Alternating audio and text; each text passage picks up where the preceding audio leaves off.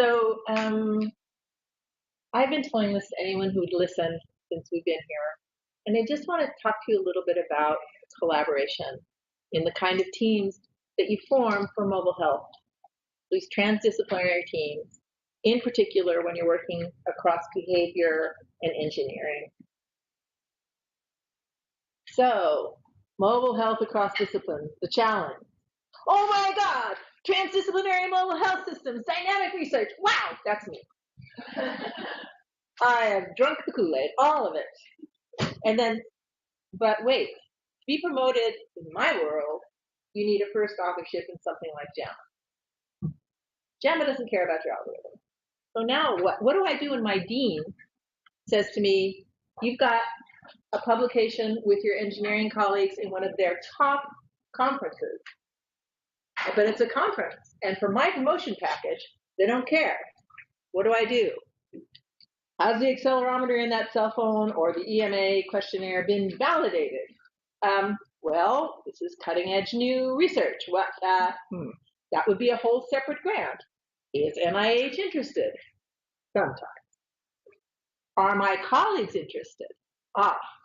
You know, when you're working across, do engineers and computer scientists care if it's validated in the way that I want it validated? Not necessarily, because they're moving on to the new thing. Because we want the most up-to-date technology, because that might work better than the old stuff. So am I supposed to use the old, heavily validated accelerometer that doesn't do any of the cool things that I want it to do, or do we move on to the new one? Where's the sweet spot? Proof of concept, done. So, as a behaviorist, I need to take stuff out into the field. It cannot be held together with spit and shinola. As an engineer and technologist, you know, if I've done proof of concept, if I have a paper in one of the top engineering conferences, and I've shown that my algorithms kind of work on 14 people and a dog, I can be done here and still get my thesis written. PhD student can be done. My PhD student is still waiting to go out and get data. So we are sometimes at cross purposes. I need to take this stuff out into the field and use it with real people. So cross purposes, right? Before I do this, one thing I do want to say about this is that you are all presence in your own university. My JAMA paper should be as important to your dean, which it's not, as your IEEE conference paper should be to mine for promotions packages. The deans are not going to make this happen. You have to make it happen. So you need to get involved, whether or not you want to, in the governance. Be on committee. Make new policy. You're the future of tomorrow, and you want to make sure that your students don't get crushed in the kind of stuff that my students have been crushed in. So I wrote new policy for USC, and it's slowly being implemented. So you guys do have agency. It's just not always fun to be on a committee, but do it, because you're going to change the world. Okay, engineers and computer scientists come in many flavors. You might need a harem. It might also be above your pay grade to know what harem you need. So make sure you ask the right people the right questions. You don't know. Engineers might also not be the only tech people that you need. Human HCI, game design, user-centered design, creatives. What do you need? Excuse me. The lavalier. It's not working. It's not on. That's why. No, it's not working. The battery. That's because it's not on. No, it fades away. It's totally not working. Thank you. See, it takes all kinds of technologists even to give a talk.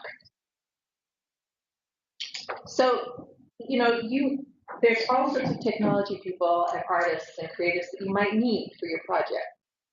It's really good to map that out ahead of time at the budgeting phase. So, choosing technologies, and believe me, let me tell you, before I was a scientist, I was a musician. I was a professional musician. And I have been guilty budgeting for game design and forgetting that we're going to need music. So yeah, that. Mobile health is STEAM, science, technology, engineering, art, and mathematics. You are going to need art. It's got to look good. People are used to it looking good. So choosing technologies, what you really want versus what's out there. What's on the shelf that we can really use? On the shelf, off the shelf, it's really great if something is made and it's usable, great. Some of the problems with using off the shelf technologies is that they might be black boxes. Emery said they might not give you raw data. You might not know what they're doing with your data, and if they spit out, I don't know, a count. You're like, okay. Or they won't give you your data, like, for instance, almost all commercial digital technologies. So even though off the shelf is really, and this happened in our group, somebody said, oh, look, an off the shelf app, but it hadn't been validated.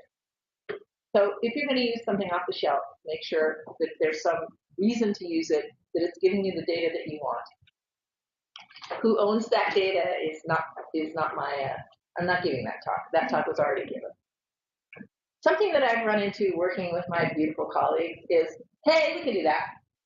No problem. User ID in an ID room? Yeah, no. Speaker ID? No problem. A year later, it's a problem. And the problem is, I don't really know what you guys can do. I mean, to me, I'm an end user. So I believe it. Oh, sure, no problem. And also, what does it mean to say we can do, what is that? So it's really important to keep communicating. When somebody says to you, it works, what does that mean? Like right now, we're developing a cyber-physical system that is tied together, and the glue is ecological momentary assessment. And the engineering team deployed a system in the home of one of the students and let us know that it worked. And luckily, my student was smart enough to say, what do you mean it worked? I said, well, anyway, bottom line is it wasn't following the EMA logic, but it was certainly giving messages. It worked. So what we've done in our team is we've initiated a monthly presentation. So once a month, we present to one another because we aren't in on all the engineering meetings, but they're also not in on all of our meetings, and they don't know what we're talking about half the time, and we don't know what they're talking about half the time. So presentations to one another on a regular basis keep the conversation going. It's so fun to learn more about what's going on behind the fence of the engineering and algorithms. And for the engineers, it's really important for them to know what we mean by it works, or what we mean by the ecological momentary assessment logic, and if we change it, why? So roles and phases. Ground truthing and qualitative iterations, we've talked about that a lot this time. These small iterations, and then getting out in the wild to make sure your target population is involved every step of the way. Really, really important. Because once something is programmed and made, it's too late to go back. This we've talked about a lot. Will they wear it? Will they use it? So this whole thing with iteration and getting out into the wild is all about taking turns switching off with discipline. So any mHealth project, almost all mHealth projects, are going to start with a phase that is engineering heavy and social scientist or behaviorist or doctor life, right? Stay involved. Be interested. The questions that the engineers and the computer scientists are answering are fascinating. And the more you're involved in that process, the more you will understand what they're going through and what their needs are, and the more that you guys will be able to exchange. So stay involved. Up front, you have to agree that they have to stay involved with you. Wait a minute, yeah. So that when the engineering is fairly mature, there's still a lot of maintenance. That is not glory. So the glorious engineering and the glorious scientific questions are often answered at the beginning or the first half of a project. What other questions? This is something that you can work with because mostly students driving this, right? students getting their PhDs on these projects. This is something you can work with your senior colleague. So Emery and I would get together and say, what are some of the interesting engineering questions that can be answered while you're helping us to maintain the system? So that his people stay interested and my kids get to go out into the field and do the work that they're supposed to be doing.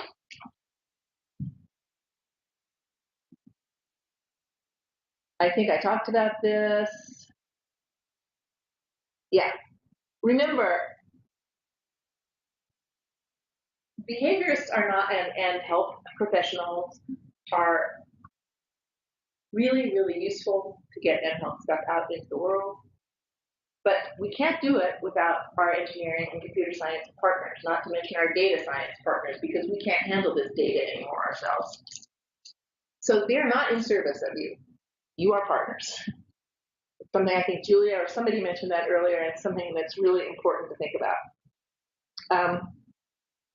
Another thing that I found is that, there are three overall models. One is I go to a company and I don't use engineers or computer scientists at the university level. I found that, for the most part, not so rewarding because I don't have that intellectual partner, which is why I love working with scientists and engineers at the university level. For some things, that's not the best move, but for me, I'd like that the best.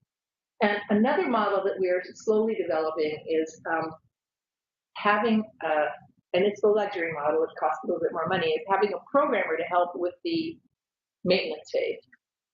So that programmer has to stay involved for the whole thing. He's on the project for like 5% the first 2 years. He just kind of knows what's going on. And then he can take over some of the inglorious work from the students so that they can write papers and move forward. Another model. Talked about it. What isn't measured isn't modeled. So you have to decide what you're going to measure, how you're going to tag it so that you can share the data across disciplines, right? So we get a lot of ground truth data in service of the engineering team. We do we get a lot of data for them on subjects and participants, and then we have to together tag the data, because my tags otherwise are not going to mean anything to you. I have to know what you need to know. Right? Different disciplines need different measures and interpret the data differently. Keep talking. I'm going to say the same.